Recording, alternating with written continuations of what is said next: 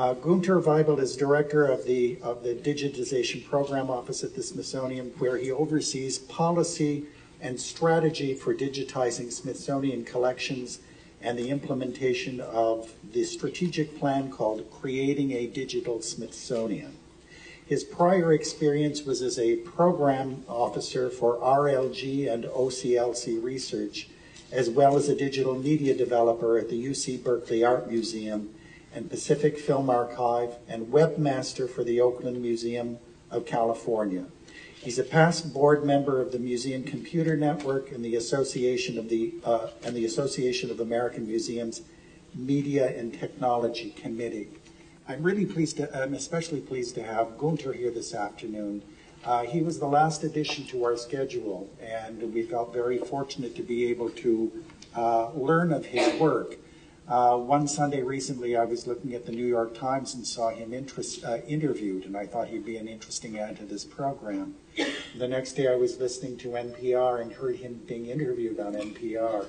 And I thought, if you hear twice in 2 days of the incredible work of one individual, it's time to issue an invitation. As a father of a young child, we're lucky that he agreed to come for 24 hours and be with us here to be with you this afternoon. Welcome, Günter. It's nice to have you here. Thank you.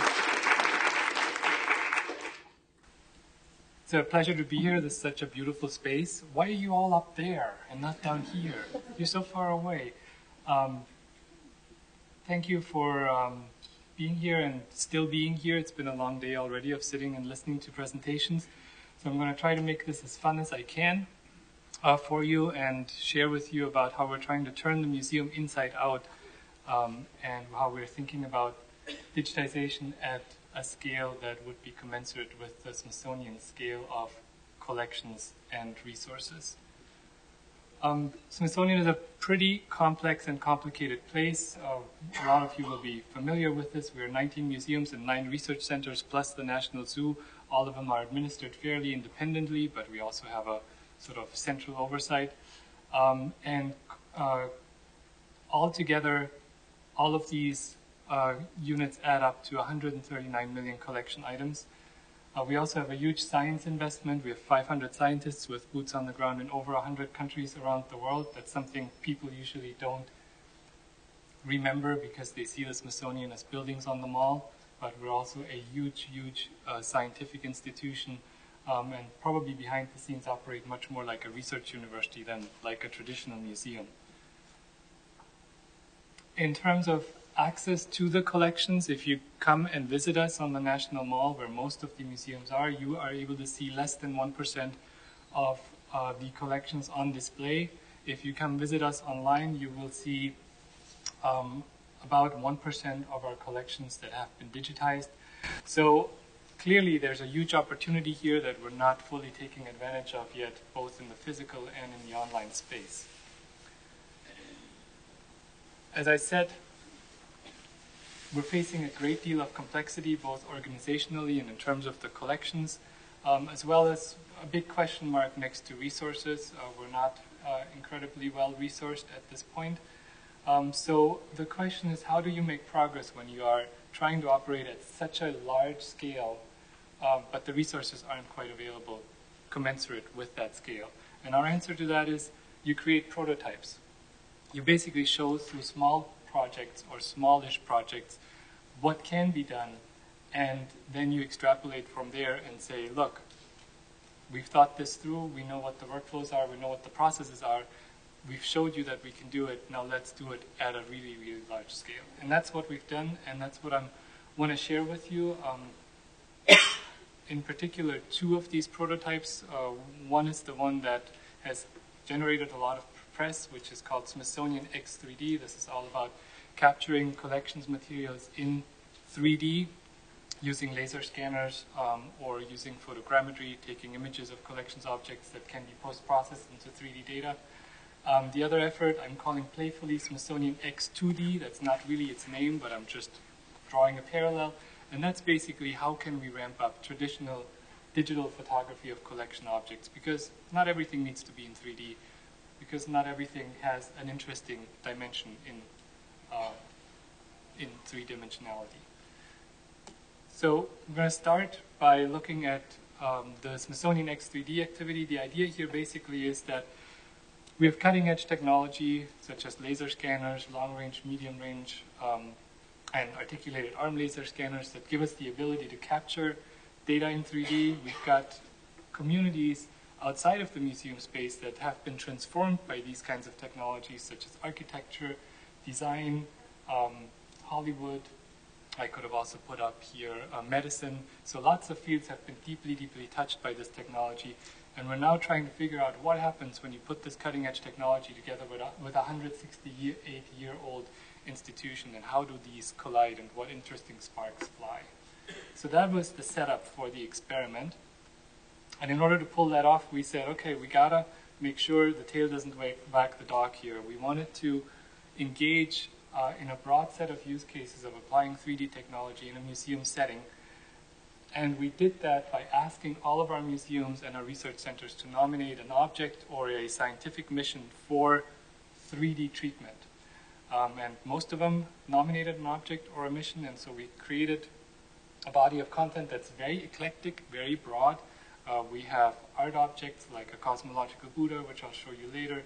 We have captured an entire boat, the gunboat Philadelphia from the American History Museum. We have scientific missions in here. We captured the entire cave where the Hobbit Man was found in Indonesia, and so on and so forth. So in total, all of these use cases really represent a pretty comprehensive view of what 3D technology can do in a museum space. And then we're presenting all that data online in a 3D Explorer, as we call it, that allows people to interact with this content in ways that is very compelling. It's a WebGL-based interface. There's no download of plugins required. You just go to a website and you start playing with the content, and I'll show you in a minute what that looks like. But we also wanted to go one step further. We wanted to make the data available for download as well. So you can now download fullest, highest resolution data for all the objects we've captured to your own computer. You can then manipulate it using your own software if you have access to it, or you can 3D print from these 3D data sets. We've launched all of this in November during a conference where we invited our corporate sponsors to also interact with some of our museum directors and discuss the future of this technology in the industry as well as in museums. We had a technology gallery as part of that gathering as well. That was a lot of fun, where we showcased some of these technologies in action. What you see here is our secretary, Dr. Wayne Clough, standing in the middle of a camera array of about 80 DSLRs that all fire at the same time. And then the data can be post-processed into a 3D representation of that person, in this case, our secretary. So we did that on day 1 of the conference. On day 2 of the conference, we presented him with a 3D printout of himself, which he then commenced to, and still does, carry around, and he shows it to everybody who wants to see it, and he calls it his mini-me, which is very cute, and it just exemplifies how engaging this technology is when people start playing with it. So, just giving you a little bit of the overview, I want to now talk you through some of the projects we've done, because each and every single one of them has a very, very unique story that highlights in different ways the power of this technology and the ways it can contribute to the museum mission. The first one actually just recently made big news because the scientific paper on this exploration was published just about 2 weeks ago. This is a very unique project. Basically, during the widening of the Pan American Highway, the construction crews found by the side of the highway a cache of pristine fossil whales. And scientists from the Chilean National Museum as well as the Smithsonian went on site in order to excavate this and take those fossils out of the ground as fast as possible, because they were basically holding back the bulldozers in order to do that. That construction project was not going to stop for very long. The traditional method of documenting a find like that would be to draw a 1 meter grid and then literally draw what the skeleton looks like on that 1 meter grid. What we did was send a team down of folks who scanned the site using the different technologies that we have at our disposal and documented in 3D in that way. In the background there you see the scientist, Dr. Nicholas Peinsen, and in the foreground are two folks from our 3D lab who are doing the documentation. Now as a result, the fossils themselves are now jacketed and in the Chilean National Museum, where they will not see the light of day potentially for decades, because prepping a fossil like this is a very arduous process and it also takes a lot of money. But at the same time, our team came home within a couple of days. They had 3D printouts which helped them tell the story of what actually happened in Chile. And now we have this data online. And again, I'll show you I'm keeping the best for last. I'll show you the interactive 3D Explorer in a minute. Here you see one of the fossilized whales, and you can also see one of the features that we can actually take accurate scientific measurements of what I presume is a jawbone, but I am not a scientist, so what do I know? Which is about 2 meters long. So that was a science project. Now a project from American history. What you see here is the gunboat Philadelphia, which marks the beginning of the American naval fleet. It was used in a battle against the British on Lake Champlain as a floating gun platform. It was sunk to the bottom of the lake within weeks of it being built. And at the bottom of the lake, in the freezing temperatures, it was preserved perfectly because there are no bacteria that live down there that can degrade wood. And it was hoisted to the surface of the lake in the 1920s and then hoisted into the National Museum of American History as it was being built in the 1950s. So an incredible story to this object. The museum was literally built around it. It's a signature object of the museum. Unfortunately, it's in sort of tight quarters. You can't really walk around it all the way. There are certain angles of it that a visitor will never get to see. We 3D captured that object. This is one of the renderings of one of the cannons. And we have it now online for you to interact with. And this is showing another feature of the Explorer, which is that we have curatorial text accompanying the object, so we can use the object as a scaffolding for telling stories about the object and tell people in great detail what happened, for example, here during this battle. Now I want to give you an example from the art realm, from our Freer Sackler galleries. What you're looking at here is a sculpture that is about 1,500 years old. It's a cosmological Buddha sculpture that has low relief carving all over its front and back. I think you can make out the traces on it in this photograph. And these carvings tell the story of the different realms of existence that Buddhists believe in. So there are direct correlations between what's depicted on this figure to Buddhist scripture. However, that's very difficult to take in even when you're standing in front of it. The carving used to be painted, so it was probably easier to read. Now it's kind of difficult to make out what's happening. It's difficult to make out the sections. We laser scanned the object, and now you can interact with it online. This probably doesn't quite do it justice. I'll show it to you in the Live Explorer later as well. We actually skinned the sculpture, meaning we treated it like a world map and just flattened it. So you can now, with one view, see the entire story that's depicted on this three-dimensional object. But you also can, of course, interact with it in its 3 dimensions. And my last example is about big science data. Little known fact, the Smithsonian operates the Smithsonian Astrophysical Observatory, which runs a number of the big space telescopes for NASA.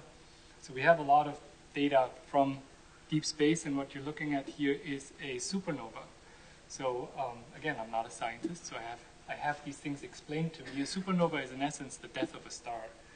And by combining data sets from different telescopes, both land-based and space-based telescopes that operate in different wavelengths, the scientists at the Smithsonian Astrophysical Observatory were able to create a 3D model of this supernova. So you can rotate and see from all angles what happens when the star exploded.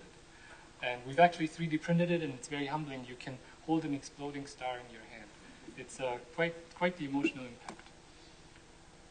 So the point I'm trying to make here is that this has profound implications for what museums are doing. The Chile example, what does it mean when a researcher goes into the field and they do not come home with the specimens, but they come home with the 3D data of the specimens? And the researcher actually says, this data contains information for thousands of PhD theses.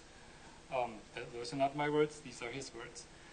What are the implications for the museum?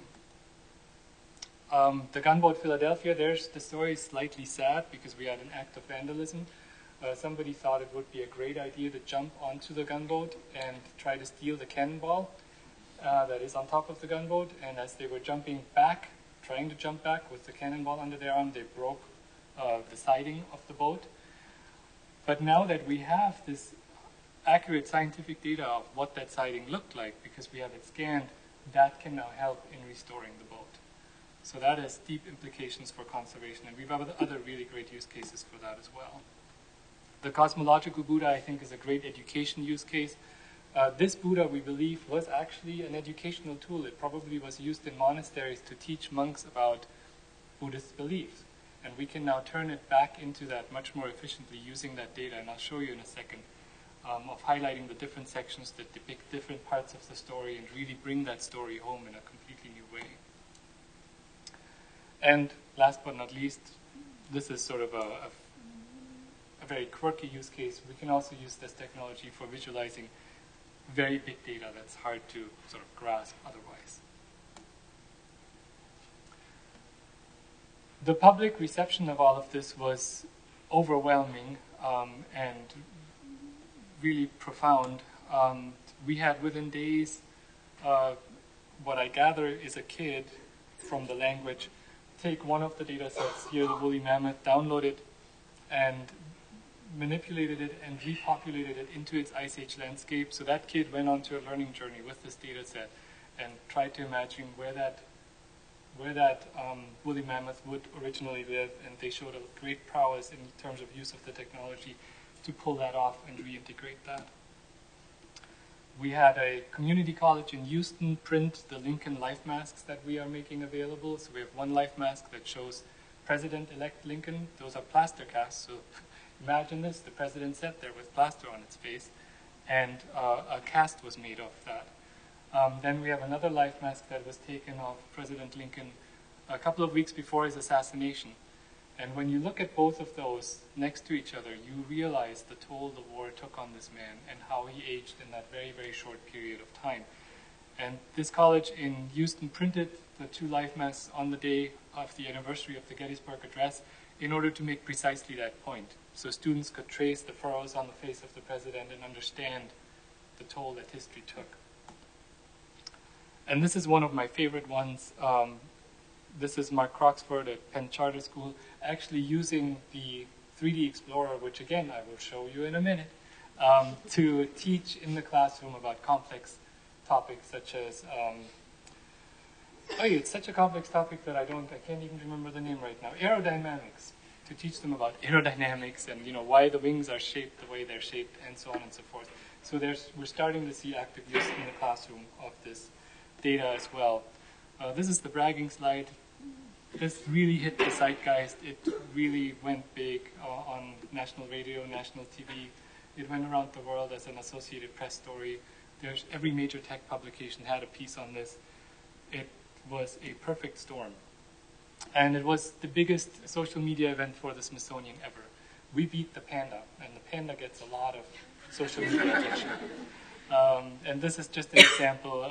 Adam Savage of Mythbuster fame tweeted, "The future has arrived because the Smithsonian is making 3D data of its collections available."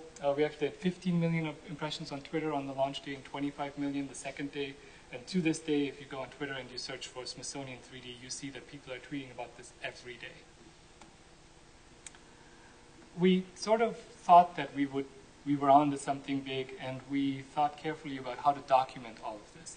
So we created a number of videos that document both the sort of the technology aspect of it, as well as individual projects. And then also we created videos that just focus on specific themes such as conservation or education. What's the impact of the technology there? And I just want to show you a very brief clip from the overview video. We have a total of, I think, 7 videos available now. There'll be, once we've rolled all of them out, there'll be about 18. And I encourage you to go to 3d.si.edu and take a closer look. But actually, before I do this, I should show you the website and give you a quick tour. Because I think right now I've shown you everything that's in 3D and flat, and somehow that doesn't compute probably. So let's look at the right flyer, how you can interact with it online. So this is the 1903 Wright Flyer, the first airplane that achieved sustained, powered, controlled flight.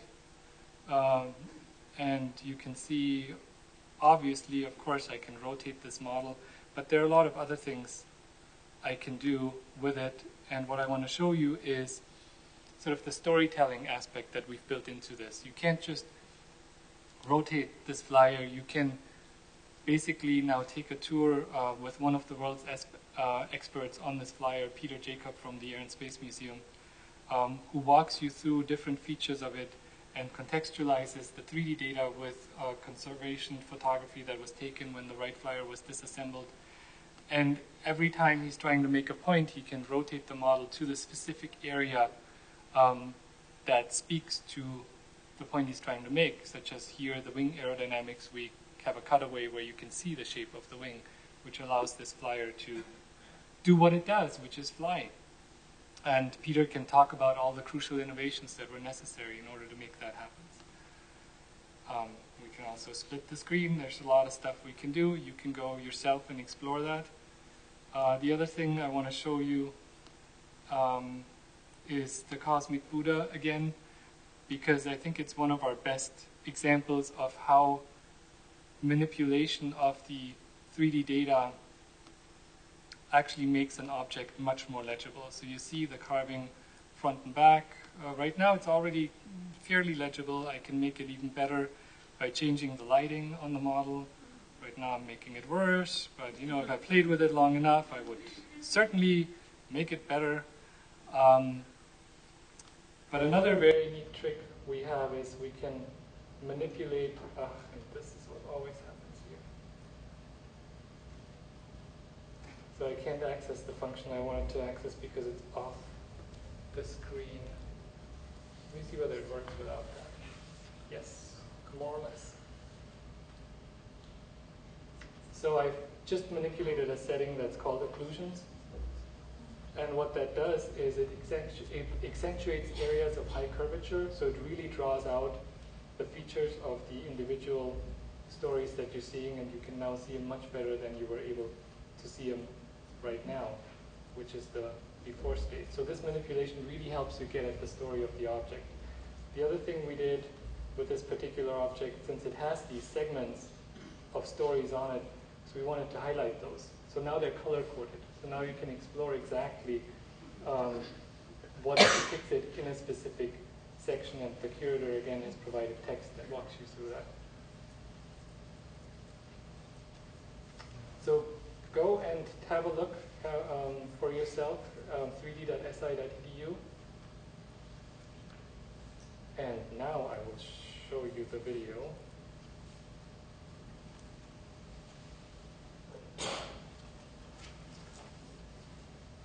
In the museum world, in simplest terms, is measurement.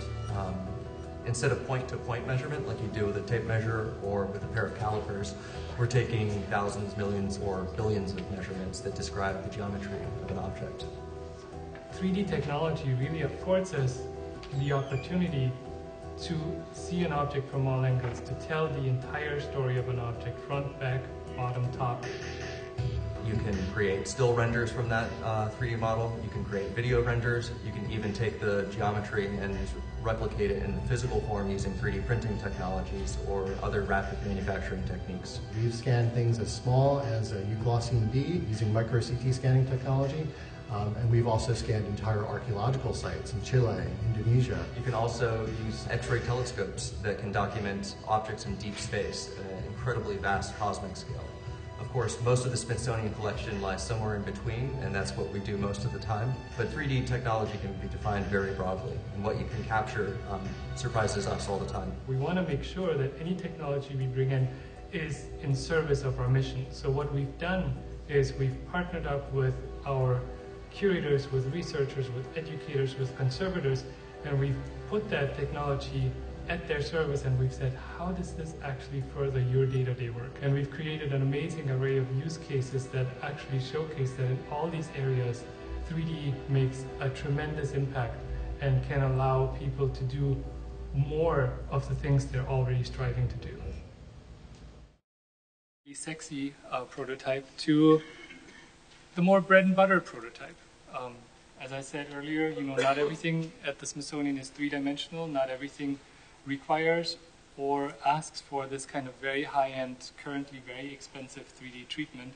We have a lot of stuff that is adequately documented by regular photography, and I now want to talk you through how we're trying to shift gears with that, with just traditional digitization of collections.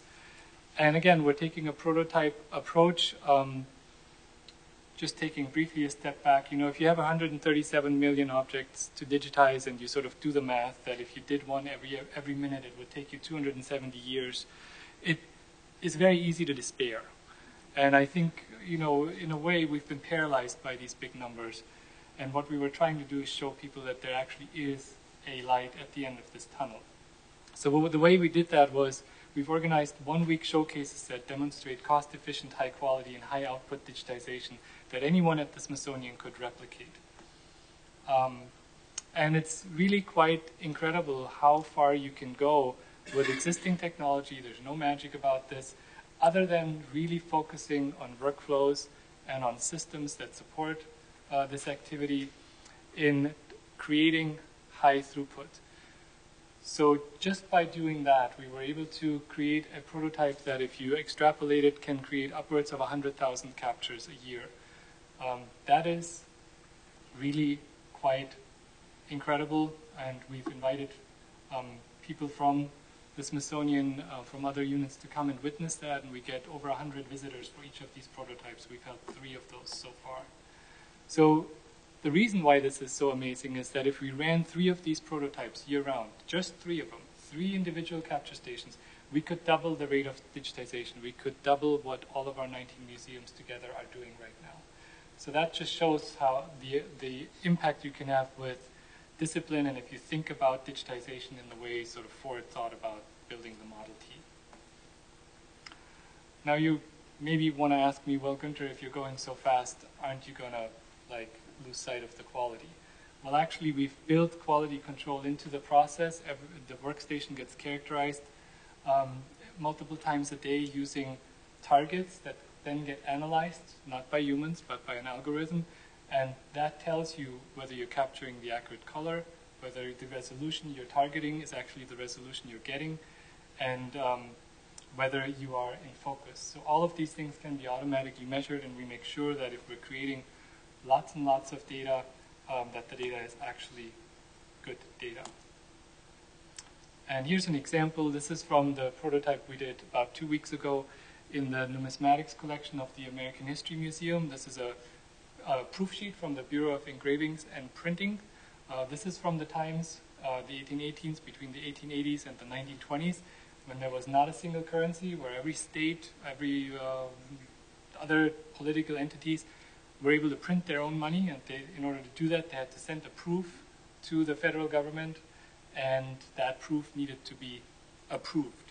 And these are these proofs. We have about 50,000 of them, no, 35,000 of them, and they're incredible. They're really beautiful, and we've analyzed these prints before doing the digitization process with a microscope in order to determine what resolution we needed to capture these at, so the finest lines could be distinguishable. And I looked at this with experts on paper currency, and they told me, Günter, when I look at this data, I can see when the engraver switched from a blunt tool to a sharper tool as they were working. So we're giving access to a whole different level of information in analyzing the material first in order to make sure that we have the data we need rather than just going with the received wisdom of 300 pixels per inch or 600 pixels per inch. These were done at about 1,000. The other thing that's unique about the process that is very important to us is that we're not just digitizing the content. The content actually immediately flows into our management systems. So it goes into our digital asset management system, so the content is preserved. This is a glass plate negative from our rapid capture project at Smithsonian Gardens. It immediately goes online. This is James Brown from the National Museum of African American History and Culture, a photographic collection we did. And it can also immediately flow into our transcription center. And that was a big success. That's the first time we've done that. So we've basically put these proof sheets up online in a transcription center where people, volunteers, can come and then transcribe the information that's on these proof sheets. You know, who are the signatories? What's the denomination of these notes? Which state issued this note? And this is crucial for us because not only is digitizing the collections a huge challenge, but also creating the metadata for these collections is a huge challenge. And these objects did not have any records. But now we're actually engaging the crowd in creating these records, and it's very, very successful. People are gobbling up this content and transcribing it at very fast speed without us even advertising it. So the tagline we've adopted is from the shelf via our back office system to the world in 24 hours. And again, it's a huge improvement over past processes where a lot of time you do the digitization and then maybe 6 months later, you know, people get to see the outcome of this. Here, it's almost instantaneous. So this success has drawn senior leadership attention, which we're very gratified by. So I told you we're running these projects as open houses, and here you see our Undersecretary for History, Art and Culture, Richard Curran, in the foreground, and in the background you see our Secretary, Dr. Clough. Richard is placing the proof on the capture station, and Dr. Clough is actually manning the camera, and once he pushes the button, this one gets captured. And so we just, you know, tried to bring them along on this journey of what does it take and how does it actually work. And they were great volunteers that day. So this is awesome and wonderful, and it's really helping us turn the corner in terms of feeling more confident that we can actually digitize this collection at scale, but it gets even better than that. I want to briefly walk you through some technologies we'll hope to deploy fairly soon that can work even faster than all of that. So for the prototypes, we have human beings moving the collections. What happens if you have conveyors moving collections? This has actually been done. This is something that is not speculative.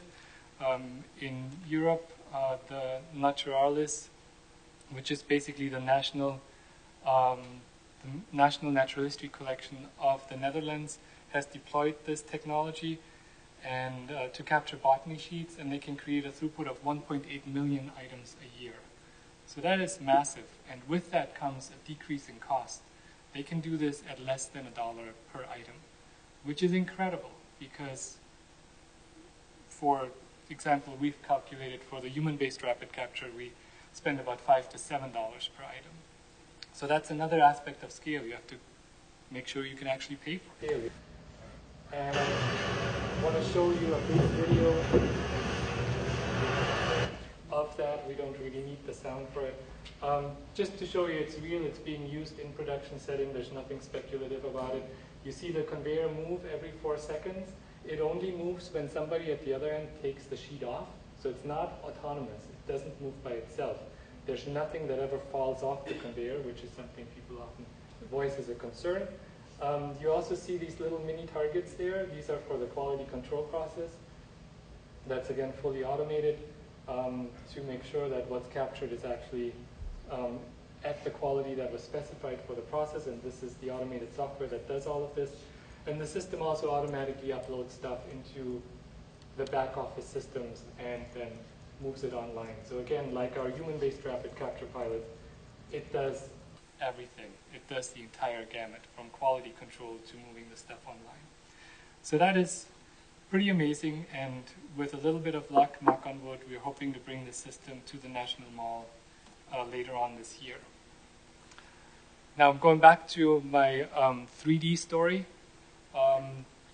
In terms of the 3D capture, right now, that is really a lovingly handcrafted activity. You know, we created 20 plus captures in a time frame of about 18 months. And of course, we were not running this as a production project. We were winning hearts and minds at the Smithsonian and doing that and working with people. But we're also very concerned with scaling that activity up. And just a couple of weeks before we launched the Smithsonian X3D conference, this conveyor belt for 3D capture was debuted at a conference in Europe. It's created by the Fraunhofer Institute. They say it can create about 24,000 3D captures a year, which is incredible amount of throughput for this very intense, labor-intensive process. And again, I just want to show you that this is also real to a degree. This is still a prototype, but it does exist. It's actually built. And you can see here the acquisition of geometry and texture. This is basically using cameras, traditional cameras, to capture the object from all angles. And then that data gets supplemented in a second pass, which we might not get to, with white light scanning. That data gets combined, and then you have a 3D model of this particular object. It only works for a certain work envelope, obviously. You know, you can't put a big sculpture on here. But they actually have a robot to capture sculptures as well. I'm not going to show you that one, because I think we're pretty close to being out of time. And then the last one is a robot to create gigapixel images. Peter showed some really, there you are, great examples today of the compelling nature of that kind of imagery. And this is a device that can fairly quickly create that kind of imagery. You put it in front of a painting, it senses the dimensions of the painting, and then captures it in tiles, piece by piece by piece. These tiles get combined into a gigapixel image, and voila, you have this, you know, massive amounts of data with the illusion of infinitely being able to zoom into a painting. And it can do relatively high throughput. You know, you can create these very, very large images. The estimation is you can create about capture 12,500 paintings a year with that. So that's pretty good. And I think Pyotr's images were a bit more stunning than the one I have here for you, but what you see on the right is the overall painting, and then this is the detail. And I'll just supplement what Pyotr was saying by relating a story about me looking at this kind of data with a painter. It wasn't this specific painting.